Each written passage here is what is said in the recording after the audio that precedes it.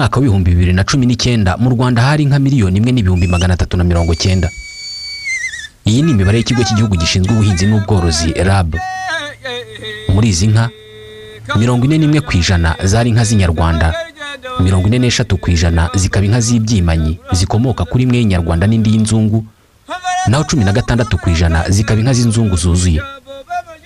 Kuvuga inka, aborozi bumva korora, abaryi bakumva inyama, abandi basigaye usibye abana bakiri bato nabo bo mu migi cyangwa se abandi batita ku nkomoko y'amata bakumva amata.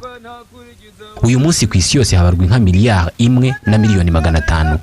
Izi uzigabanije abatuye isi bose twajya dufatanya nk'imwe turi batanu. Ndabasuhuje, nitwa Ismael Mwanafunzi. Reka tuvuge ku nka. Akanyana kavuka gapima nibura ibiro 45 by'uburemere. Inka nkuru yo ishobora gupima ibiro biri hagati ya 500 na 900. Inka igira amenyo 32. Ishobora guhekenya cyangwa se gutapfuna inshuro 50 mu munota umwe, bivuze ko mu munsi wose ishobora guhekenya cyangwa se gutapfuna inshuro 72,000. Ifite igifu gifite udufuko 4. Inka ikamwa ishobora kurya ibiro biri hagati ya 50 na 80 by'ubwatsi butoshye buri munsi. Ishobora kunywa litiro 100 z'amazi ku munsi.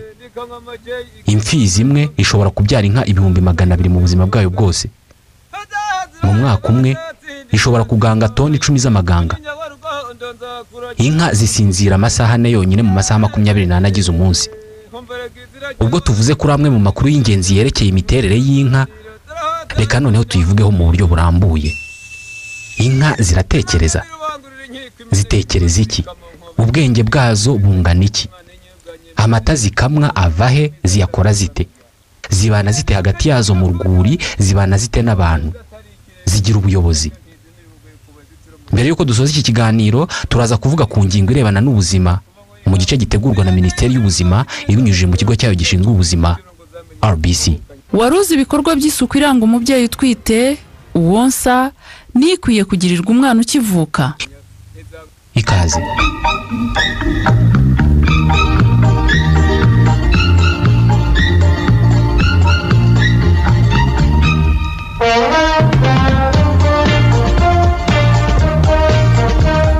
Inka nimwe mu nyamaswa abantu boroye maze zishobora kurema imibanire yihariye hagati yazo n'abantu. Zitugaburira zikiriho, zikanatugaburira zimaze gupfa. Mu bihugu bimwe na bimwe by'isi bamaze kwinjiza inka mu mateka n'imico yabo ku buryo utavuga amateka y'abatuye icyo gihugu ngo abura ahurira n'inka. Nko mu Rwanda tuvuga ko inka zahanganywe n'u Rwanda. Tuvuga ko zadukanywe n'abasangwa butaka b'abasinga n'abazigaba ahagana mu mwaka wa 300. Mu Rwanda inka yahawe agaciro kari hafi y'ak'umuntu, kubera ko nk'iyo bavugaga umumaro w'inka mu bantu baragiraga bati inka ni imfura. Ni imfura kubera ko urapfika kurerera, wabumbira ikakugoboka, ikakurwanyiriza indwara z'ibyorezo n'ubujyahabi. Niba abanyarwanda bavuga ko babonye inka bwa mbere mu myaka irenga 1700 ishize, muri rusange abatuye isi babonye inka bwa mbere mu myaka 8,000 ishize. Ni mu burasirazuba bwo hagati, mu gace kitwa Croissant Fertile. Muri aka gace ubu ni muri Liban, Kuwait, Chypre na Israel. Aha niho abantu ba mbere bafatiye icyemezo cyo gutura bakareka kubaho bagenda bahiga. Mbere yuko abantu batura bagatangira guhinga, bari batunzwe no guhiga. Mu nyamaswa bahigaga harimo imwe nini cyane ifite amahembe n'ibinono n'umurizo muremure, ikitwa Auroch. Bitewe nuko umuntu yari yarafashe icyemezo cyo gutura akaguma hamwe akiyegereza ibyo yari akeneye byose mu buzima aho kugira ngo ajye akomeza kubyiruka inyuma, umunsi umwe yafashe icyemezo cyo gufata zimwe mu nyamaswa yari asanzwe ahiga, arazishimuta ari nyinshi zikiri nzima, azishyira ahantu hamwe, arazifungirana, hanyuma zikajya zibyara zigakura, akajya zikura hafi ye akazirya aho kugira ngo ajye kuzirukaho mu ishyamba. Uko niko yafashe Auroch atangira kuzorora. Mu kuzorora yagendaga akuramo zimwe akazirya, agasiga izabona zujuje ibyo abona byamufasha gukomeza kuzorora. Bivugwa ko yagiye asiga izitonda cyane kandi zifite intege nke zo kuba zaba mu gasozi zonyine, ariko zikaba zishobora kubaho yazishyize zitamugoye. Nyuma yo kumara imyaka myinshi cyane azicagura gutya, agahitamo inziza akazibangurira ku zindi nziza, izi nyamaswa zagiye zimenyera kubaho zorowe, maze aho umuntu agiye hose akagenda azimukana, birangira zikwirakwiriye isi yose aho umuntu yagiye gutura hose. Aborozi mu gace runaka bashoboraga gukunda ubwoko runaka bw'izo nyamaswa, abandi bagakunda ubundi bwoko, maze bituma havuka amoko menshi y'izo nyamaswa baje kwita inka. Imbogo nazo zimeze nk'inka ndetse ziri mu muryango umwe, ariko ntabwo zikomoka ku mukurambere umwe. Inka ziri mu nyamaswa za mbere umuntu yafashe icyemezo cyo korora. Hari amoko y'inyamaswa zishobora kororwa, ariko hari n'izindi zitakororwa uko byagenda kose. Uyu munsi mu isi yose hari amoko arenga 200 y'inyamaswa z'inyamabere nini ziba ku butaka, ariko izirenga 90% muri zo zagaragaje ko zidashobora kororwa. Umuhanga mu by'amateka y'imyororokere n'ubumenyi bw'isi, Dr. Jared Diamond, mu gitabo cye Guns, Germs and Steel, agaragaza ko inyamaswa yororwa igomba kuba ari inyamaswa idatoranya ibyirya. Igomba kuba ifite ubushobozi bwo kubona ibyirya hafi y'aho umuntu atuye. Nk'inka, intama ndetse n'ihene ubusanzwe zitungwa n'ibyatsi, ariko zishobora no kurya ibisigazwa by'umusaruro w'abantu. Indyanyama nk'injangwe ndetse n'imbwa nazo zirya inyama, ariko zishobora no kurya ku byo twatetse bitari inyama. Inyamaswa zororwa kandi zigomba kuba zikura vuba cyane zikabyara vuba. Ntabwo twakwihanganira kumara imyaka tugaburira inyamaswa yororoka mu binyacumi by'imyaka. Nk'inzovu ni inyamaswa nziza cyane ifite ibigufu byinshi ku buryo yadufasha mu guhinga no kwikorera, ndetse no kuyirya yagira inyama nyinshi. Ariko se ninde wakwihanganira kugaburira inyamaswa izagira ubushobozi bwo kubyara mu myaka 15? Inyamaswa zororwa kandi zigomba kuba ari izemera gufungiranwa cyangwa se kuzirikwa, ikaba ibizi neza ko igomba kuba ahantu hamwe aho umuntu yayishyize ntiyirirwe izerera. Nk'isha ntabwo twari kuyorora ngo bikunde, kubera ko ntabwo yemera kubana n'izindi ngenzi zayo ngo we wanayifungirana cyangwa se ngo uyizirike iguma aho ngaho irya ibyo uyihaye. Inyamaswa yororwa nanone igomba kuba yitonda, itabona umuntu nk'umwanzi wayo, ahubwo ikamubona nk'umufatanyabikorwa cyangwa se umutware wayo. Nk'intama n'inka ziri mu nyamaswa zitonda kandi zitwubaha, ariko ntabwo twari kugerageza korora imbogo kubera amahane yayo. Ni kimwe nuko twahisemo korora indogobe ariko ntitworore mubyara wayo, imparage, kandi nyamara biteye kimwe. Imparage yo ntabwo yitonda na gato. Ibi byose nk'uko byavuzwe na Jared Diamond, inka irabyujuje. Iri mu nyamaswa nke cyane mu zashoboye kororwa n'umuntu. Dore impamvu inka yabashije kuza mu nyamaswa umuntu yoroye bigashoboka, kugeza ubwo bamwe bashyira isano ya hafi hagati y'inka n'abantu. Reka tuvuge ku myitwarire yayo. Nzi abantu benshi batekereza ko inka ari inyamaswa zitazi ubwenge bwinshi, bishobora no kuba bifitanye isano no kuba hari ababyeyi bavuga ko abana babo ari inka igihe bashaka kuvuga ko badatsinda mu ishuri. Ugendeye ku bitekerezo by'abahanga mu myitwarire y'inyamaswa, inka zose ntabwo ari kimwe, nk'uko abantu bose atari kimwe, ndetse n'izindi nyamaswa zose zihuriye mu muryango umwe, buri yose iba ifite imiterere yihariye yayo mu birebana n'ubwenge. Nk'inka hari izifite ubushobozi bwo kwiga vuba kandi zigafata, hakaba n'izindi zidafite ubushobozi bwo kwiga. Zimwe zifite ubukubaganyi n'ubushake bwo kuvumbura ibintu bishya, izindi ziratuje, zisa n'izihorana ubwoba. Hari umuryango mpuzamahanga uharanira uburenganzira bw'inyamaswa witwa People for the Ethical Treatment of Animals, PETA. Ku rubuga rwa internet rw'uyu muryango hagiye hariho ubushakashatsi bwagiye bukorwa ku nyamaswa zimwe na zimwe, ahanini bareba ubwenge bwazo. Umva ibyo bavuga ku nka. Muri rusange, inka ni inyamaswa zizi ubwenge, zifite ubushobozi bwo kwibuka ibintu byabaye mu gihe kirekire gishize, zifite uburyo bwo gutumanaho hagati yazo no gutumanaho hagati yazo n'abantu. Inka zizi kureba ubushuti kandi zikaba zagirira inzika umuntu cyangwa inyamaswa yazihemukiye. Inka ziririra zene wazo zipfuye kandi zigaterwa agahinda no gutandukanwa n'inyana zazo. Rimwe na rimwe ziranarira, kandi inka zishobora kumara igihe zihamagara zinashakisha akanyana kazo igihe katandukanijwe nayo. Iyo nka nyine wenda kakabagwa cyangwa kakagurishwa. Mu gupima ingano y'ubwenge bw'inyamaswa, bareba niba iyo nyamaswa igira amarangamutima, niba ishobora kwibuka, niba ishobora kwiga. Kuri iyi ngingo yo kwiga, bareba niba ushobora kwereka iyo nyamaswa uburyo ikintu runaka gikorwa, maze ikamenya kukigana, ikagera naho irenga ku kukigana, ahubwo igahimba uburyo bwayo bwo kukigeraho no kwiyorohereza kugikora. Ubu bushobozi nibwo bwatugize ibihangange twebwe abantu. Umwana w'umuntu kumwereka inzira ijya ahantu birahagije ngo ejo yivumburire indi hagera. bigomba kuba rimwe mu mpamvu abantu bivumburira utuyira twa bugufi mu gisobanuro cya nyacyo cy'amagambo. Kuri iyi ngingo, iyo bashaka kumenya niba inka ishobora kwiga, bayikoresha ibizamini n'amasuzuma. Ni amasuzuma arimo nko kuvuza inzogera buri gihe uko bagiye kuyigaburira. Buri gihe baba bagiye kuyiha ibyo kurya, bakavuza inzogera, bagahita bayigaburira. Iyo ubikoze mu gihe cy'iminsi 15, hari inka zimwe na zimwe ziba zaramaze gusanisha inzogera n'ibiryo, ku buryo buri gihe iyo yumvise inzogera ihita ijya aho isanzwe ihererwa ibyo kurya.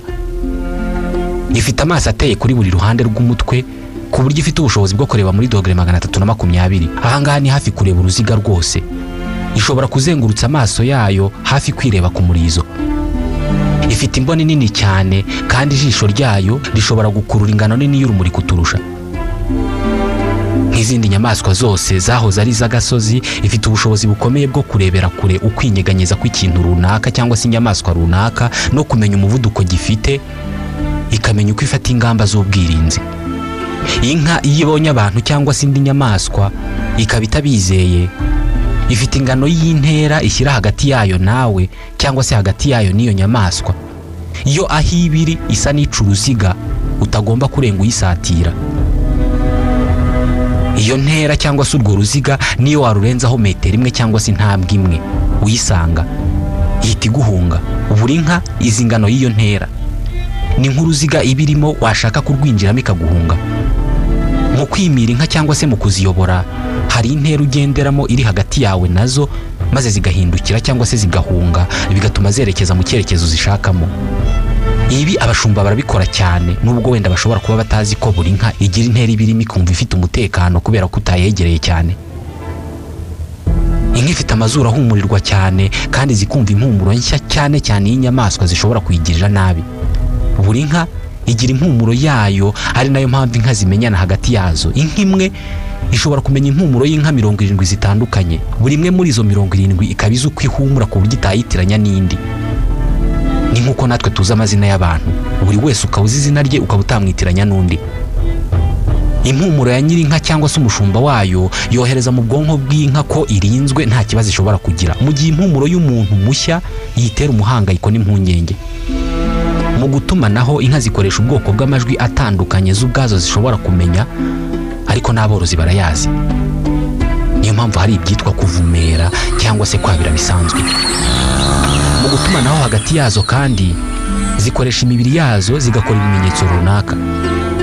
Uko niko igaragariza ngenzi zayo ibyo yiteguye gukora.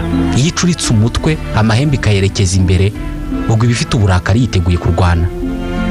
Iyo yicishije bugufi, icurika umutwe n'ijosi igatuza. Ibi zibikora cyane iyo barimo kuzagaza cyangwa se kuzishitura. Iyo ikoze kurwakanakana, ihita irambura ijosi igasa n'icisha umutwe bugufi. Iyo ifite amatsiko, izamura umutwe, umutonzi ikawerekeza imbere, isa n'ishaka gukurura amakuru ari kure. Uyu munsi ubworozi bw'inka bugezweho buba bufite impamvu izwi ituma bukorwa. Inka zororwa kugira ngo zizaribwe cyangwa se kugira ngo zikamwe. Intambara ya mbere y'isi ikirangira, aborozi hose ku isi bifuzaga kongera umukamo n'umubare w'inka mu isi. Iki gihe birasa naho ari bwo ubworozi bwa kijyambere bwavutse. Mu 1945, inka z'umukamo imwe yashoboraga gukamwa litiro 3500 z'amata mu mwaka wose. Uyu munsi inka y'umukamo ishobora gukamwa litiro 12,000 mbere y'uko iteka. Uyu munsi mu bihugu bikize, inyama z'inka ziribwa bazitetse mu nkono zigize 20% by'inyama z'inka zose ziba zabazwe. Izindi 80% bazijyana mu nganda bakazikoramo ibindi biribwa nka sosison, kuziryana n'imigati ndetse n'ibindi. Kugira ngo inka zishobore guhaza amata n'inyama abatuye isi, biteganijwe ko umubare w'amashyo yo mu isi uzikuba kabiri mu myaka 50 igiye kuza. Ikintu kinini tuzikeneyeho uyu munsi ni amata n'inyama, hagamijwe kuzihanganisha hagendewe kuzitanga amata menshi n'izitanga inyama nyinshi. Aborozi ba kijyambere bazi guhitamo ubwoko bw'inka zikamwa cyane n'ubwoko bw'inka zitanga inyama nyinshi. Izagenewe kubagwa ibishobora gupima ibiro 1200, ariko ikagira amata make cyane yo konsa inyana yayo gusa. Izagenewe gukamwa y'ibinanutse, ariko igakamwa litiro zigera kuri 30 buri munsi. Gusa nubwo hari izagenewe gukamwa, ntibivuze ko zitabagwa. iyo tutakizikeneyeho amata nazo tuzikorera nk'ibyo dukorera izagenewe inyama. Uyu munsi hafi 1/2 cy'inka zibagwa mu isi ziba zaragenewe gukamwa. Uyu munsi birasa naho abantu bakora inka, niyo mpamvu dufite inka ziba zaragenewe gukamwa n'izagenewe kubagwa. Aborozi ba kijyambere bahitamo ubwoko bw'ikimasa babanguriraho inka zabo, bagahitamo icyo babona cyujuje ibisabwa kugira ngo kibyare inyana nziza. Bashobora kukibanguriraho cyangwa se bakagikuramo intanga bakazijyana mu ruganda bakazipima bakareba niba zujuje ubuziranenge, ubundi nyuma yo kuzitunganya neza akaba arizo batera inka. Bashobora gupima intanga z'ikimasa bakamenya niba kizabyara inka ikamwa amata menshi cyangwa se niba kizabyara inka ibyibushye ishobora kubagwa. Umva uko abaveterineri babisobanura. Uyu yitwa Ilona Jankovic, yayoboraga ikigo cy'Ubufaransa gishinzwe gutoranya amoko y'inka ndetse no kuyabangurira hagamijwe kurema inka zujuje ubuziranenge. Mu guhitamo ikimasa cyo gukuramo intanga zo gutera izindi nka, ntabwo harebwa gusa ubushobozi bwacyo mu kubyara inka zitanga umukamo mwinshi cyangwa ngo harebwe niba kibyara inka zibyibushye gusa, hanarebwa ubwoko bwa se bw'icyo kimasa ndetse n'ubwoko bwa sekuru. Iyo basanze mu muryango wacyo harimo inka zujuje ibisabwa, icyo gihe baragifata bakagikuramo intanga, kabone n'ubwo cyaba kibyara inka zidakamwa cyane ugereranije n'umukamo w'izo mu gisekuru cyacyo. Moyenne des bons taureaux de cette année-là. Imfizi nziza ibishobora kubyara nk'ibihumbi 200 mu buzima bwayo bwose. Reka tuvuge kuri izi nka z'umukamo.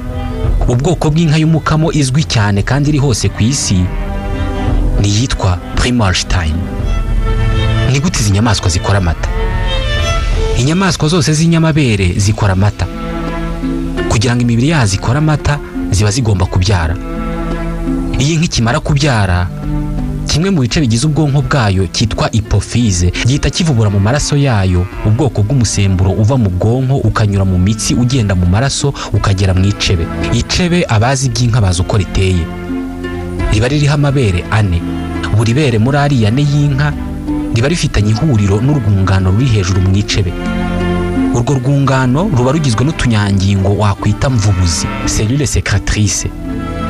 Muribuka mu kanya tuvuga ko iyi nka ikimara kubyara, hypophyse cyangwa se kimwe mu bice bigize ubwonko bwayo gihita cyohereza umusemburo mu icebe. Uwo musemburo rero uba umeze nk'ubutumwa, uraza wagera mu icebe ukajya muri za nzungano ziba zishamikiye ku mabere y'inka. Iyo ugeze muri za nzungano, twa tunyangingo mvubuzi buri kose gahita gatangira gukora amata. Dukora amata twifashishije intungamubiri zivuye mu by'inka yariye byaje mu mitsi izanya amaraso. Buri kanyangingo kari mu icebe ry'inka yabyaye, buri mwanya kaba karimo gukora udutonyanga duto cyane tw'amata agenda yipakira mu cyo wagereranya na eponge kiri mu icebe. Iyi nyana ikoze ku ibere rya nyina, hari udutsi duhita twumva ururimi rw'iyo nyana rukoze ku ibere, tugahita twihutisha ayo makuru tukayashyira ubwonko. Ubwonko ako kanya buhita bwohereza umusemburo werekeza mu mabere ugatuma amabere yiyoroshya, maze amata yari mu icebe agatangira kumanuka. Iyi ni imwe mu mpamvu abakamyi babanza gushyira inyana ku ibere rya nyina ngo ibanze yonke. Ntabwo ari impuhwe baba bagiriye inyana ngo yonke, ahubwo baba bashaka ko ibakururira amata. Baba bashaka ko nyina yumva ko inyana ije konka ikarekura amata. Akanyana iyo gatangiye konka bahita bagakuraho bagatangira gukama kubera ko nyina iba yamaze koroshya amabere no kurekura amata. Inka z'iki gihe zikamwa n'imashini zo ubwonko bwazo bugeraho bukamenyera imashini izikorakora ku mabere ku buryo niyo yumvisha ijwi ry'imashini ihita ireta. Bashobora kwinikiza batiriwe bayihiyayo. Mu gukama inka bayishyiraho iyayo buri kanya kubera ko iyo binikije barakama, ariko byagera hagati ikamenya ko bayibeshye, ikamenya ko inyana yayo atari irimo konka, igahita ifunga amata. Bikaba ngombwa ko bahita bongera kuyiha iyo nyana yayo kugira ngo yongere basabire nyina ibaha amata. Babyita kurindira. Kugira ngo inka ikamwe igomba kuba yariye kandi yanyoye. Bitewe n'uko ubwatsi atari bumwe ahantu hose, amata nayo aratandukanye, haba mu buryohe cyangwa se mu bwiza bwayo. Kugira ngo inka ikamwe amata menshi kandi afite intungamubiri, uyu munsi baziha ibyo kurya by'inyongera byiganjemo ibinyampeke. Ubusanzwe ibinyampeke byaribwaga n'inkoko, imbata, dendo n'ibindi biguruka. uyu munsi inka zo mu isi zisigaye zigaburirwa mwene ibi biribwa hagamijwe kuzishakamo umukamo ndetse n'inyama zihagije. Uyu munsi imiryango mpuzamahanga irengera ibidukikije n'urusobe rw'ibinyabuzima ivuga ko 63% by'ibikorwa byo gutema ishyamba rinini ku isi rya Amazoni bikorwa kugira ngo hakorwe ubworozi bw'inka bwa kijyambere. Uyu munsi hari ibihumbi by'amahegitari y'amashyamba atemwa, aho hantu hagahingwa ibinyampeke atari bizaribwa n'abantu ahubwo ari bizaribwa n'inka. Hari abantu bibaza niba ikinyampeke nka soya gihingwa mu isi gihingirwa abantu cyangwa se niba gihingirwa inka. Umva uyu mubare. Hari ikigega mpuzamahanga kirengera urusobe rw'ibinyabuzima cyitwa World Wildlife Fund kivuga ko 70% bya soya ihingwa mu isi igaburirwa inka. Ku mwaka mu isi yose hahingwa toni 290 za soya. Gusa ku rundi ruhande hari abashakashatsi bavuga ko kwemeza ko hari soya ingana gutya ihabwa inka atari by'100% kubera ko soya ihabwa inka iba ari ibisigazwa bya soya yakuwemo amavuta aribwa n'abantu. Kugaburira inka mwene ubu bwoko bw'ibiribwa ntabwo biba bigamije gusa kuzongerera umukamo ahubwo no kuzifasha gukamwa amata aryoshye. Inka zo mu rwuri cyangwa se ziragirwa zo imara amasaha 8 irimo kurisha ikabishyize mu gifu cyayo ibiro biri hagati ya 50 na 80 by'ubwatsi. Iki gifu cy'inka reka tukivugeho. Kugira ngo inka ishobore kugogora ubwatsi bungana uku nguku imara amasaha ari hagati y'8 n'10 irimo kuza. Igifu cy'inka ni uruganda mu zindi. Kiba gifite udufuko 4 twose tunyurwamo n'ibyo kurya mu gikorwa kigogora. Mbere na mbere inka irarisha. Ubona ukuntu ziba zunamye iyo zirimo kurisha ikaba yamara isaha yose yunamye itegura umutwe irimo kurisha idafata umwanya wo guhekenya. Nibyo ntabwo itapfuna. Ipfuragura ibyatsi yohereza mu nda bidahekenye. Biragenda bikajya mu gafuko ka mbere k'igifu cyayo kitwa la panse. Iyo aka gafuka kitwa la panse kuzuye inka ihitirekera aho kurisha, uzazibona zirarisha zikagera igihe zigahagarika kurisha zikaryama. Icyo gihe nibwo ihita itangira kuza ni ukugarura bya byatsi yari yamize bidahekenye byagiye bikuzura muri ka gafuko ikabigarura mu kanwa ikabitapfuna noneho, ariko ari nako ibibobeza ikoresheje amacandwe. Yamara gusa n'ibinoza igahita yongera ikabimira bigasubira muri ka gafuko kitwa la panse. Noneho bihita bitangira gucagagurwa na aside. Uru rugendo rw'ibyatsi biva mu gafuko ka mbere k'igifu bijya mu kanwa, biva mu kanwa bisubira muri ako gafuko bikorwa inshuro nyinshi zishoboka kugeza ibyatsi bicagaguritse bigahinduka bito cyane ku buryo icyatsi kimwe kitarenza milimetero 1 y'ubunini. Iyo bimaze kungana uku noneho bihita bijya mu gafuko ka kabiri k'igifu ariko kitwa lobone. Muri bone ntabwo bitindamo kubera ko iyo bigezemo aka gafuko karabikanda kakabyohereza mu gafuko ka gatatu kitwa feye. Aka gafuko kitwa feye nako karabikanda kagatandukanya amazi abirimo amacandwe n'ibyatsi. Ibyo byatsi bihita byerekeza mu gafuko ka kane kitwa la kayete. Iyo kayete rero ni imeze nk'igifu cyacu kubera ko harimo ubwoko bwa acide bwitwa suc gastrique. Iyo acide ikabije kurangiza icagagurwa ryabyo mbere yuko byerekeza mu mara, uruto ndetse n'urunini, ari intungamubiri ziviramo zikerekeza mu maraso, hanyuma ibisigaye bikaba ari amase asohoka ikayata hariho hose. Imyitwarire yose inka zigira zikomora ku bakurambere bazo babaga mu mashyamba igihe twari tutaratangira kuzorora. Nkuko twafashe inyamaswa z'igasozi tukazorora zikaba zaravuyemo inyamaswa zitonda kuriya, ni nako ufashe inka woroye ukazohereza mu ishyamba. Nyuma y'imyaka nk'ijana izi zikomokaho zaba ari inyamaswa z'igasozi zitandukanye n'izi nka zacu. Mu Bwongereza ahitwa Chillingham hari parike y'inka z'igasozi. Bivugwa ko mu myaka 700 ishize, ubwo nahagana mu 1300, umwe mu bari abayobozi b'aka gace yafashe icyemezo cyo kurekura inka yari yoroye zirigendera zijya kwirwanaho mu bihuru aho zitongeye kubeshwaho n'abantu. Yashakaga ko aho kugira ngo ajya akomeza kuzitaho ahubwo byaba byiza zigiye mu gasozi zikororoka, noneho akajya ajya kuzisangayo akazihiga.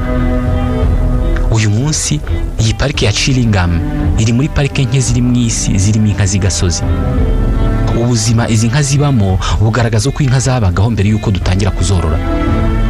Ishyo ry'inka z'igasozi riba riyobowe n'imfizi irusha izindi ngufu muri iryo shyo ryose. Izi ni inka z'igasozi gusa, ariko mu nka tworoye ntabwo buri gihe ari ngombwa ko ziyoborwa n'ikimasa. turabivugaho mu kanya. Bitewe n'uko mu ishyo ry'inka z'igasozi haba harimo ibimasa byinshi, biba bigomba kurwana hagati yabyo, hanyuma ikinesheje ibindi kikaba aricyo gihuza ibitsina n'inka ziri aho ngaho, kikaba ari nacyo gifata ubuyobozi. Tukivuga ku byo guhuza ibitsina, inyamaswa nyinshi mu isi ntabwo zijya zihuza ibitsina zitagamije kubyara cyangwa se kororoka. Inyamaswa nyinshi mu isi zihuza ibitsina kubera ko zifite igihe cyagenwe zikenerera guhuza ibitsina bitewe n'uko igihe cyo kororoka kigeze. Bitekerezwa ko umuntu, ingurube, inyamaswa zo mu mazi zitwa dauphin ndetse n'inguge arizo nyamaswa zonyine mu isi zihuza ibitsina zigamije kwishimisha. Twebwe buri gihe uko duhuje ibitsina ntabwo tubyara, bitabaye ibyo ntabwo twabona aho dukwirwa muri iyi si. Niyo mpamvu twahimbye uburyo bwinshi butubuza kororoka buri gihe uko duhuje ibitsina. Izindi nyamaswa zo mu isi zo zihuza ibitsina kubera ko zigomba kororoka, nuko isi yabigennye. Ku nka rero ibimasa biba bigomba guhora byiteguye, kandi cyabashije kunesha ibindi muri ya ntambara bigirana cyarabaye ikiyobozi, nicyo gihuza ibitsina mbere n'inka yageze mu gihe cyo kororoka. Inka idahaka igira umunsi umwe w'uburumbuke mu byumweru 3. Kubangurira inka cyangwa se kwimya inka kw'ikimasa ntabwo ari akazi koroshye na gato kuri iki kimasa. Imfizi mu rwuri iba ifite uburyo bwose bwo kumenya niba uwo munsi hari inka ikeneye kororoka, hari inka yarinze. Hari impumuro inka yarinze isohora kandi ibimasa biyumva kubi, umuntu we ntabwo ashobora kuyumva. Mu rwuri ikimasa kimwe gishobora kwimya inka 20 ku munsi.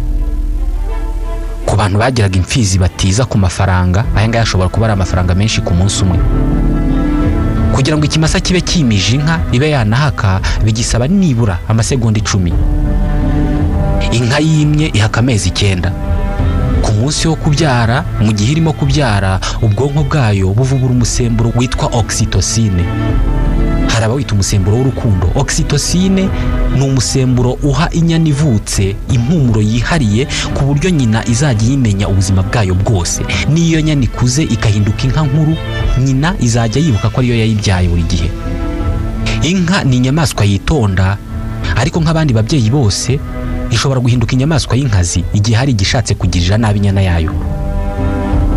Ibi binagendana n'uko inka zifata zimwe mu nyamaswa nk'abanzi bazo kurusha izindi. Nk'ubu bitekerezwa ko inka ibona imbwa nk'umwanzi wayo kurusha izindi nyamaswa zose zibaho. Inka nyinshi ntabwo zishobora gutuma hari imbwa yayegerera inyana. Inka zikomoka ku nyamaswa zitwaga auroch zo mu ishyamba. Imbwa zigakomoka ku birura. Mu ishyamba auroch n'ibirura ni abanzi bakomeye cyane. Bigatekerezwa ko urwango rero ari rwo ruri hagati y'inka n'imbwa. Bitekerezwa ko n'uyu munsi iyi inka ibonye imbwa ihita ibonamo ikirura, ihita ibonamo sekuruza, igahita itangira kuyirwanya cyangwa se kuyihunga. N'ubu uri kumwe n'imbwa ukanyura ku nka uzaba ufite ibyago byinshi by'uko izo nka zizakurwanya. Ubusanzwe icyizere cy'ubuzima ku nka ni imyaka 20, ariko izagenewe kubagwa zo ziba zishobora kuribwa mu mwaka umwe wonyine. Izagenewe gukamwa ibishobora kubyara buri mwaka mu gihe cy'imyaka 15, ariko iyi ni imyaka myinshi cyane kubera ko bivugwa ko gukora amata binaniza inka cyane ku buryo nyuma y'imyaka 3 iba yatangiye kunanirwa. Mu rwuri cyangwa se mu biraro inka zigaragara nk'aho zibaho imwe imwe, ariko hagati mw'ishyo haba harimo amatsinda atandukanye y'inka. Mu nka 20 haba harimo nk'ebyiri cyangwa se 3 zifitanye ubushuti bukomeye cyane kurusha izindi. Mu korora, inyamaswa byoroshye korora kurusha izindi ni izibaho ubuzima aho zifite imwe muri zo iziyobora. Inka nuko zimeze. Mu ishyo ry'inka umuyobozi iba ari inka irusha izindi ngufu, ubwitonzi, kandi inshuro nyinshi iyo bazishoreye cyangwa se iyo zigiye ahantu runaka, iyo nka nyine iziyobora niyo ibiri imbere. Izindi nka zose zigize ishyo ibi ngibi zirabizi. Iyi nka iyobora izindi buri gihe niyo ibona ikintu kidasanzwe kije mu rwuri cyangwa se kibaye mu ishyo. Iyo zishotse niyo inywa mbere, kandi iyo hagize ibyo kurya by'inyongera biboneka niyo ibirya.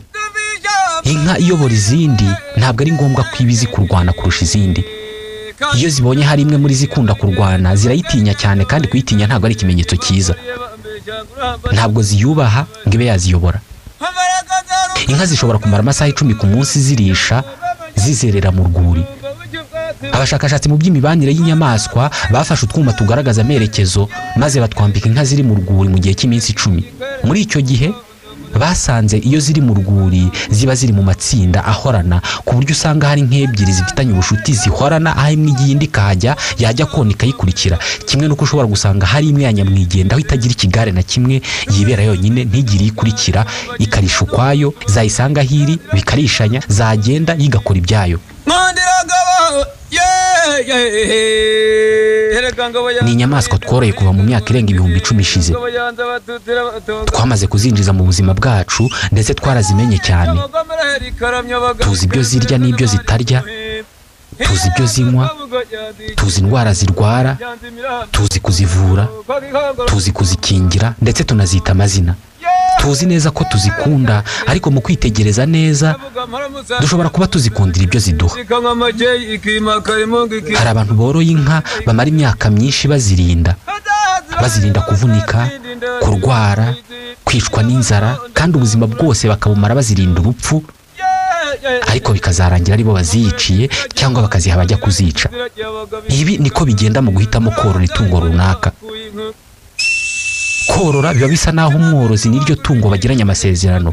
Itungo riba rikwiye kumukorera akazi rikeneyeho, nko kumutwara no kumwikorera imizigo yari indogobe, kumuha amagi yari inkoko, kumuha amata yari inka.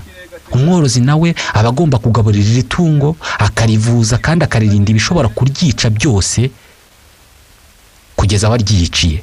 Naha dusoreje iki gice, reka noneho tuvuge ku buzima. Waruzi ibikorwa by'isuku iranga umubyeyi utwite, uwonsa, nikwiye kugirirwa umwana ukivuka. Igihe cyo gutwita ku mugore ni igihe cy'ingenzi cyane, kubera ko uyu mugore aba agomba kwita ku buzima bwe n'ubw'umwana atwite. Mu bikenewe muri iki gihe harimo kuruhuka bihagije, kurya indyo yuzuye, kwirinda ibisindisha, itabi cyangwa se ibiyobyabwenge, ariko cyane cyane umugore utwite akeneye isuku ku mubiri ndetse no mu biribwa. Gukaraba intoki n'amazi meza n'isabuni buri gihe mbere yo gufata amafunguro, kuyategura cyangwa se avuye mu bwiherero ni ingenzi cyane. Ibi twese biratureba. Umugore utwite kandi agirwa inama yo gukaraba umubiri wose buri munsi n'amazi meza n'isabuni, kandi akagirira isuku nyinshi imyanya myororokero, akibuka no kugira isuku y'imyambaro. Impamvu nuko abagore batwite babiri icyuya kurusha abadatwite bitewe nuko umubiri wabo uba ukora imisemburo myinshi. Ikindi nuko baba bafite ibyago byo kwibasirwa n'udukoko dutera indwara. Niyo mpamvu uburyo bwo kubyirinda ari ugukora ku buryo bahorana umubiri ufite isuku. Umugore utwite akwiye kwitwararika cyane isuku yo mu kanwa no mu menyo, kubera ko indwara zo mu kanwa zishobora gutera ibibazo abagore batwite. Igihe ubyaye uba ukwiye kuzirikana ko uwo mwana aba yaramaze amezi 9 yibera mu matembabuzi. Kuhagirwa arabikunda, gusa ntabwo ari ngombwa kumuhagira buri munsi mu gihe akivuka. Ushobora kumukarabya rimwe mu minsi 2, kandi mu kumukarabya ugakoresha gant cyangwa se agatambaro koroshye, ukamukarabya mu isura, mu matwi, ku ijosi, ku maboko, ku kibuno no ku myanya myororokero.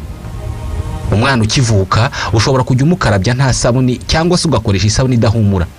Ababyeyi kandi bagirwa inama yo gusukura amazuru y'umwana nibura inshuro 2 ku munsi mu mpeshyi n'inshuro 4 ku munsi mu itumba. Icy'ingenzi ariko ni ukwibuka buri gihe kumuhindurira ibyo yambaye igihe yabyitumyemo cyangwa se yabinyayemo, ukabikora kare kubera ko uwo mwana ushobora kumubabura. Umwana ukivuka inzara ze ziba zigifatanye n'uruhu. Ni ngombwa kwirinda kuzica kubera ko ushobora kumukeba. Isuku kandi igomba kwitwararika cyane mu konsa. Igihe ugiye konsa uba ugomba gukaraba intoki n'amazi n'isabuni, kandi mu konsa ukirinda gukora ku moko. Ugomba kuzirikana guhora wambaye imyambaro isukuye. Ubu ni ubutumwa bwa Minisiteri y'Ubuzima inyuza mu kigo cyayo gishinzwe ubuzima RBC. Ni naha dusoreje ikiganiro. Nitwa Ismael Mwanafunzi. Ndabashimiye.